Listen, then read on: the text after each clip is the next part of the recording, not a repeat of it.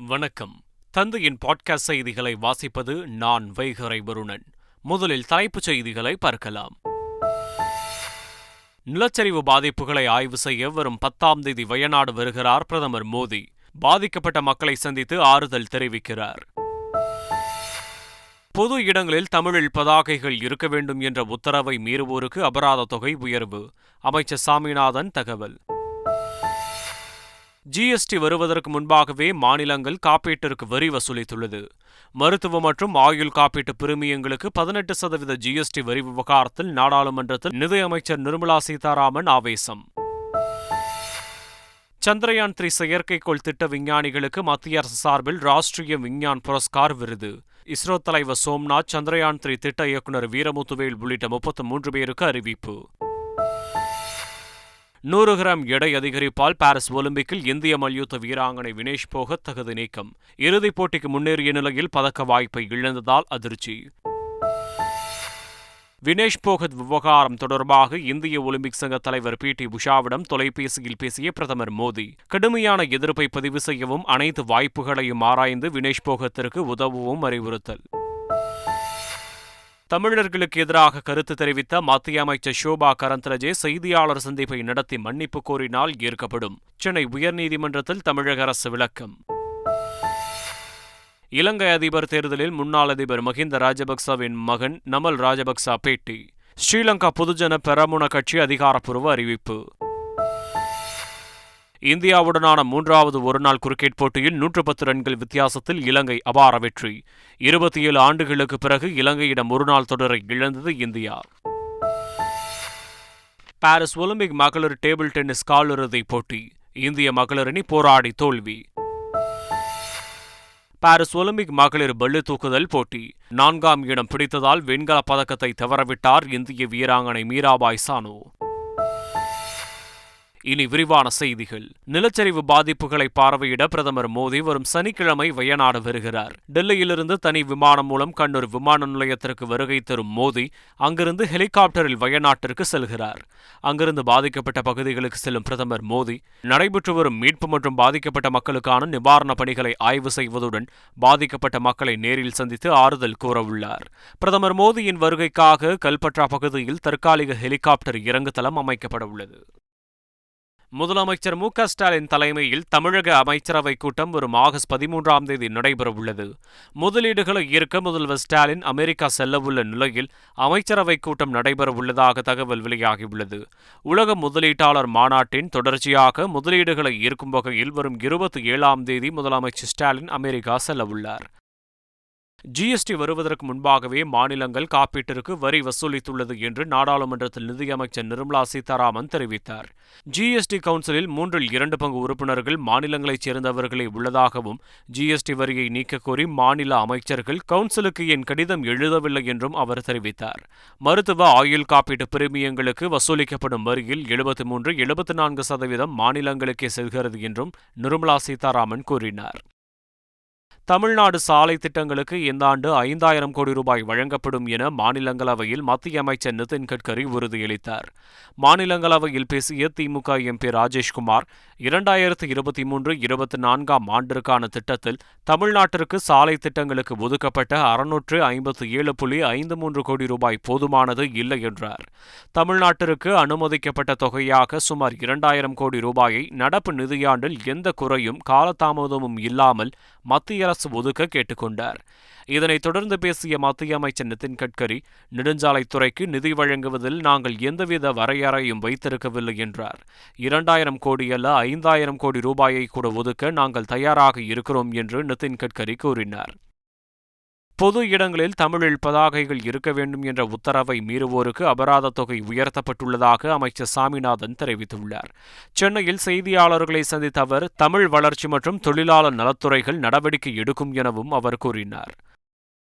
சென்னை சூளைமேட்டில் 1,68,00,000 ரூபாய் செலவில் கட்டப்பட்ட டென்னிஸ் உள் விளையாட்டு அரங்கத்தை அமைச்சர் உதயநிதி ஸ்டாலின் திறந்து வைத்தார். சென்னை மாநகராட்சி 109வது வார்டில் உள்ள மேற்கு நமச்சிவாயபுரம் பகுதியில் அமைந்துள்ள இந்த டென்னிஸ் உள் விளையாட்டு அரங்கம் 1000 விளக்கு சட்டமன்ற உறுப்பினர் எழிலனின் தொகுதி மேம்பாட்டு நிதி திட்டத்தில் கட்டப்பட்டுள்ளது. அதிமுக அவசர செயற்குழு கூட்டம் ஆகஸ்ட் 16ஆம் தேதி நடைபெறும் என பொதுச் செயலாளர் எடப்பாடி பழனிசாமி அறிவித்துள்ளார். மாவட்ட செயலாளர்கள் மற்றும் கட்சி நிர்வாகிகள் ஆலோசனைக் கூட்டம் ஆகஸ்ட் 9ஆம் தேதி நடைபெறும் என அறிவிக்கப்பட்ட நிலையில் கூட்டம் ஒத்திவைக்கப்படுவதாக அறிவிக்கப்பட்டது. இந்நிலையில் அதிமுக அவசர செயற்குழு கூட்டம் அக்கட்சியின் அவைத் தலைவர் தமிழ்மகன் உசேன் தலைமையில் நடைபெறும் என எடப்பாடி பழனிசாமி அறிவித்துள்ளார். செயற்குழு கூட்டத்தில் கட்சியை வலுப்படுத்தும் வகையில் பல்வேறு முக்கிய முடிவுகள் எடுக்கப்பட உள்ளதாக தகவல்கள் வெளியாகியுள்ளன. தமிழர்களுக்கு எதிராக கருத்து தெரிவித்த மத்திய அமைச்சர் ஷோபா கரந்தலஜே செய்தியாளர் சந்திப்பை நடத்தி மன்னிப்பு கோரினால் ஏற்றுக்கொள்ளப்படும் என அரசு தரப்பில் சென்னை உயர்நீதிமன்றத்தில் தெரிவிக்கப்பட்டுள்ளது. பெங்களூருவில் உள்ள ராமேஸ்வரம் கஃபேவில் நடந்த குண்டுவெடிப்பு சம்பவத்திற்கு தமிழகத்தைச் சேர்ந்த நபர்தான் காரணம் என மத்திய இணையமைச்சர் ஷோபா கரந்தலஜே பேசியது சர்ச்சையை ஏற்படுத்தியிருந்த நிலையில் இந்த வழக்கு விசாரணை ஆகஸ்ட் 16ஆம் தேதிக்கு தள்ளி வைக்கப்பட்டுள்ளது. புதுச்சேரியின் துணைநிலை ஆளுநராக கைலாசநாதன் பதவியேற்றார். சென்னை உயர்நீதிமன்றத்தின் பொறுப்பு தலைமை நீதிபதி கிருஷ்ணகுமார் அவருக்கு பதவி பிரமாணமும் ரகசிய காப்பு பிரமாணமும் செய்து வைத்தார். துணைநிலை ஆளுநர் கைலாசநாதனுக்கு முதல்வர் ரங்கசாமி, சபாநாயகர் செல்வம், அமைச்சர்கள், சட்டமன்ற எதிர்க்கட்சித் தலைவர் உள்ளிட்டோர் வாழ்த்து தெரிவித்தனர். ஆம்ஸ்ட்ராங் கொலை வழக்கில் கைது செய்யப்பட்டுள்ள வழக்கறிஞர் அஸ்வத்தாமனுக்கு நீதிமன்ற காவல் விதிக்கப்பட்டுள்ளது. ஆகஸ்ட் 21ஆம் தேதி வரை நீதிமன்ற காவலில் வைக்க எழும்பூர் நீதிமன்றம் உத்தரவிட்டுள்ளது.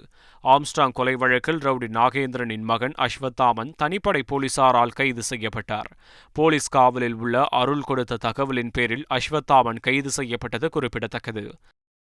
தாம்பரம் ரயில் நிலையத்தின் பராமரிப்பு பணிகள் காரணமாக தென் மாவட்டங்களுக்கு செல்லும் ரயில் சேவையில் மாற்றம் செய்யப்பட்டுள்ளது. அதன்படி ஆகஸ்ட் 16ஆம் தேதி நெல்லை மற்றும் எழும்பூர் இடையேயான வந்தே பாரத் ரயில் முழுமையாக ரத்து செய்யப்பட்டுள்ளது.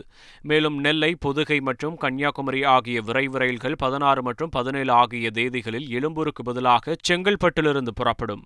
இதேபோல் சென்னை நோக்கி வரும் நெல்லை, பொதிகை ஆகிய ரயில்கள் 15 மற்றும் 16 ஆகிய தேதிகளில் செங்கல்பட்டு ரயில் நிலையம் வரை மட்டுமே இயக்கப்படும் என தெற்கு ரயில்வே அறிவித்துள்ளது. பேரிடர் கண்காணிப்பு, சுற்றுச்சூழல் கண்காணிப்பு பணியை மேற்கொள்ளும் வகையில் புவிநோக்கு செயற்கைக்கோளை இஸ்ரோ வரும் ஆகஸ்ட் 15ஆம் தேதி விண்ணில் செலுத்தவுள்ளது. SSLV-D3 ராக்கெட் மூலம் புவிநோக்கு செயற்கைக்கோளின் 8வது திட்டத்தை ஆந்திர மாநிலம் ஸ்ரீஹரிகோட்டாவிலிருந்து செலுத்தவுள்ளதாக இஸ்ரோ தெரிவித்துள்ளது. சந்திரயான் 3 விஞ்ஞானிகளுக்கு மத்திய அரசு சார்பில் ராஷ்டிரிய விஞ்ஞான் புரஸ்கார் விருது அறிவிக்கப்பட்டுள்ளது. இந்திய விண்வெளி ஆராய்ச்சி மையம் சார்பில் கடந்த ஆண்டு சந்திரயான் 3 செயற்கைக்கோள் அனுப்பப்பட்டது. அதிலிருந்து விக்ரம் லேண்டர் நிலவின் தென்துருவ பகுதியில் வெற்றிகரமாக இறங்கியது. இத்திட்டம் வெற்றி பெற சுமார் 1000 இஸ்ரோ விஞ்ஞானிகள் மற்றும் பொறியாளர்கள் உறுதுணையாக இருந்தனர். குறிப்பாக திட்டத்தின் மூளையாக செயல்பட்ட விஞ்ஞானிகள் Somnath, Unnikrishnan Nair, P. Veeramuthuvel, K. Kalpana, M. Vanitha மற்றும் பி. என். ராமகிருஷ்ணா உள்ளிட்ட 33 பேருக்கு ராஷ்டிரிய விஞ்ஞான் புரஸ்கார் விருதுகள் அறிவிக்கப்பட்டுள்ளன. முல்லைப் பெரியாறு அணை விவகாரம் தொடர்பாக மக்களவையின் வழக்கமான அலுவலை ஒத்திவைத்துவிட்டு விவாதம் நடத்த வேண்டும் என கேரளாவின் காங்கிரஸ் MP ஹெபி ஏடன் ஒத்திவைப்பு தீர்மானம் நோட்டீஸ் அனுப்பியுள்ளார். இதில் 100 ஆண்டு பழமை வாய்ந்த முல்லைப் பெரியாறு அணை நாம் இனி புறக்கணிக்க முடியாத ஒரு உடனடி அச்சுறுத்தலை ஏற்படுத்தியிருப்பதாக கூறியுள்ளார். எண்ணற்ற உயிர்களை பலிவாங்கக்கூடிய, மீள முடியாத சேதத்தை ஏற்படுத்தக்கூடிய பேரழிவை தடுக்க நாம் தீர்க்கமாக செயல்பட வேண்டும் என நோட்டீஸில் குறிப்பிட்டுள்ளார். பெங்களூருவில் ஹோட்டல்கள், உணவகங்களில் மது பரிமாறும் நேரத்தை இரவு 1 மணி வரை நீட்டித்து அரசு புதிய உத்தரவு பிறப்பித்துள்ளது. IT ஹப் எனப்படும் பெங்களூருவில் இரவு நேர வாழ்க்கையை மேம்படுத்தும் வகையில் கர்நாடக அரசு முக்கிய அறிவிப்பை வெளியிட்டுள்ளது. அதன்படி ஹோட்டல்கள், பார்கள் மற்றும் உணவகங்களில் மது பரிமாறும் நேரம் இரவு 1 மணி வரை நீட்டிக்கப்பட்டுள்ளது. இதுவரை இரவு 11 மணி வரை மட்டுமே மது பரிமாற அனுமதிக்கப்பட்ட நிலையில் வணிகம் பெரிதும் பாதிக்கப்படுவதாக உரிமையாளர்கள் கோரிக்கை விடுத்ததால் நேர கட்டுப்பாடு நீட்டிக்கப்பட்டுள்ளது.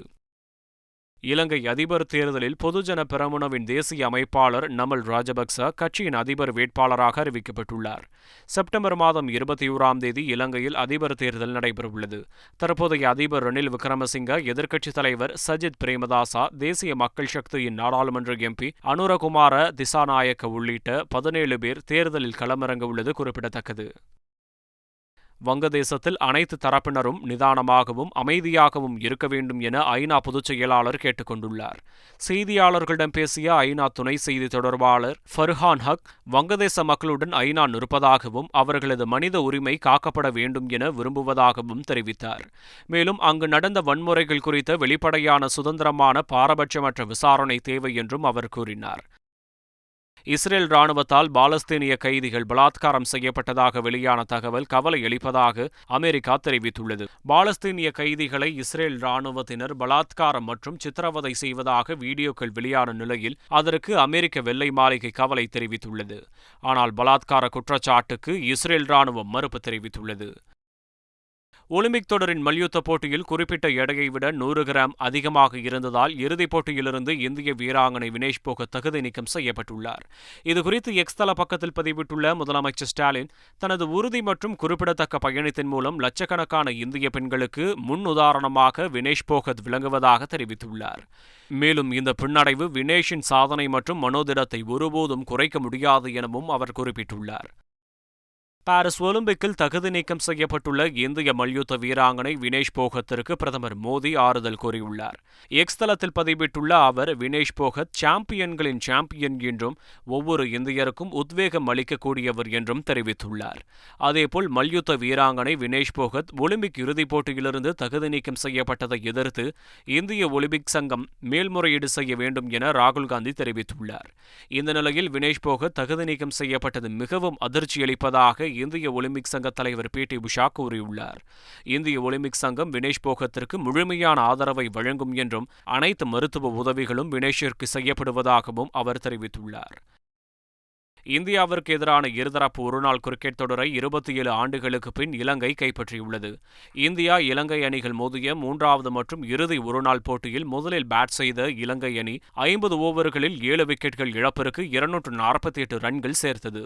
இலங்கை அணியில் அவிஷ்கா பெர்னாண்டோ 96 ரன்களும் குசால் மெண்டிஸ் 59 ரன்களும் எடுத்தனர். இந்திய அணி தரப்பில் அறிமுக வீரரான ரியான் பராக் 3 விக்கெட்டுகளை வீழ்த்தினார். தொடர்ந்து பேட் செய்த இந்திய அணி 138 ரன்களுக்கு ஆட்டமிழந்து அதிர்ச்சியளித்தது. இந்திய அணி தரப்பில் ரோஹித் சர்மா அதிகபட்சமாக 35 ரன்கள் எடுத்தார்.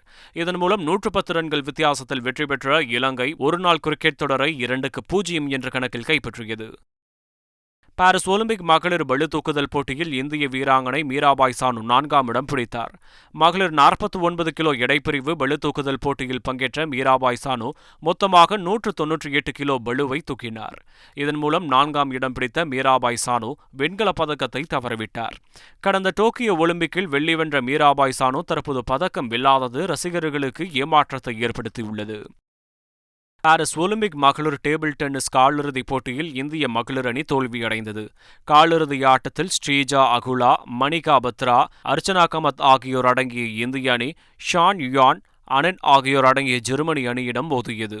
இதில் 3-1 என்ற கேம் கணக்கில் ஜெர்மனி அணி வெற்றி பெற்று அரையிறுதிக்குள் நுழைந்தது. தோல்வியடைந்த இந்திய அணி பதக்க வாய்ப்பை இழந்து வெளியேறியது. தமிழகத்தின் 8 மாவட்டங்களில் கனமழை பெய்யக்கூடும் என சென்னை வானிலை ஆய்வு மையம் தெரிவித்துள்ளது. குறிப்பாக ராணிப்பேட்டை, காஞ்சிபுரம், செங்கல்பட்டு, விழுப்புரம், திருவண்ணாமலை, கள்ளக்குறிச்சி, கடலூர் மற்றும் மயிலாடுதுறை மாவட்டங்களில் கனமழை பெய்ய வாய்ப்புள்ளதாக கூறியுள்ளது.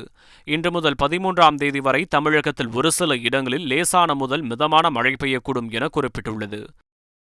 மீண்டும் தலைப்புச் செய்திகள். நிலச்சரிவு பாதிப்புகளை ஆய்வு செய்ய வரும் 10ஆம் தேதி வயநாடு வருகிறார் பிரதமர் மோடி. பாதிக்கப்பட்ட மக்களை சந்தித்து ஆறுதல் தெரிவிக்கிறார். பொது இடங்களில் தமிழில் பதாகைகள் இருக்க வேண்டும் என்ற உத்தரவை மீறுவோருக்கு அபராத தொகை உயர்வு. அமைச்சர் சாமிநாதன் தகவல். GST வருவதற்கு முன்பாகவே மாநிலங்கள் காப்பீட்டிற்கு வரி வசூலித்துள்ளது. மருத்துவ மற்றும் ஆயுள் காப்பீட்டு பிரிமியங்களுக்கு 18% GST வரி விவகாரத்தில் நாடாளுமன்றத்தில் நிதியமைச்சர் நிர்மலா சீதாராமன் ஆவேசம். சந்திரயான் 3 செயற்கைக்கோள் திட்ட விஞ்ஞானிகளுக்கு மத்திய அரசு சார்பில் ராஷ்டிரிய விஞ்ஞான் புரஸ்கார் விருது. இஸ்ரோ தலைவர் சோம்நாத், சந்திரயான் 3 திட்ட இயக்குநர் வீரமுத்துவேல் உள்ளிட்ட 33 பேருக்கு அறிவிப்பு. 100 கிராம் எடை அதிகரிப்பால் பாரிஸ் ஒலிம்பிக்கில் இந்திய மல்யுத்த வீராங்கனை வினேஷ் போகத் தகுதி நீக்கம். இறுதிப் போட்டிக்கு முன்னேறிய நிலையில் பதக்க வாய்ப்பை இழந்ததால் அதிர்ச்சி. வினேஷ் போகத் விவகாரம் தொடர்பாக இந்திய ஒலிம்பிக் சங்க தலைவர் PT உஷாவிடம் தொலைபேசியில் பேசிய பிரதமர் மோடி, கடுமையான எதிர்ப்பை பதிவு செய்யவும் அனைத்து வாய்ப்புகளையும் ஆராய்ந்து வினேஷ் போகத்திற்கு உதவவும் அறிவுறுத்தல். தமிழர்களுக்கு எதிராக கருத்து தெரிவித்த மத்திய அமைச்சர் ஷோபா கரந்தலஜே செய்தியாளர் சந்திப்பை நடத்தி மன்னிப்பு கோரினால் ஏற்கப்படும். சென்னை உயர்நீதிமன்றத்தில் தமிழக அரசு விளக்கம். இலங்கை அதிபர் தேர்தலில் முன்னாள் அதிபர் மஹிந்த ராஜபக்சவின் மகன் நமல் ராஜபக்ச பேட்டி. ஸ்ரீலங்கா பொதுஜன பெரமுன கட்சி அதிகாரப்பூர்வ அறிவிப்பு. இந்தியாவுடனான 3வது ஒருநாள் கிரிக்கெட் போட்டியில் 110 ரன்கள் வித்தியாசத்தில் இலங்கை அபார வெற்றி. 27 ஆண்டுகளுக்கு பிறகு இலங்கையிடம் ஒருநாள் தொடரை இழந்தது இந்தியா. பாரிஸ் ஒலிம்பிக் மகளிர் டேபிள் டென்னிஸ் காலிறுதிப் போட்டி. இந்திய மகளிர் அணி போராடி தோல்வி. பாரிஸ் ஒலிம்பிக் மகளிர் பளு தூக்குதல் போட்டி 4ஆம் இடம் பிடித்ததால் வெண்கலப் பதக்கத்தை தவறவிட்டார் இந்திய வீராங்கனை மீராபாய் சானு.